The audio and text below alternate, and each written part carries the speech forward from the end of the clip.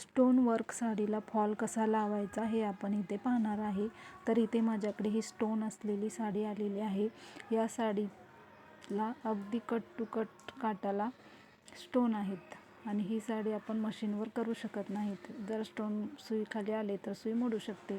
त्यामुळे आपण याला हात शिलाई घालून घेणार आहे. अशी सुंदर अशी काटाला डिझाईन आहे कट वर्कची आणि स्टोन आहेत सगळे. तर याला आपण हात शिलाई घालूनच फॉल लावणार आहे. आता या साडीच्या नेसत्या पदराला काही ठराविक अंतरावर स्टोन नाही, त्यामुळं मग त्या ठिकाणी मी पिको केलेला आहे.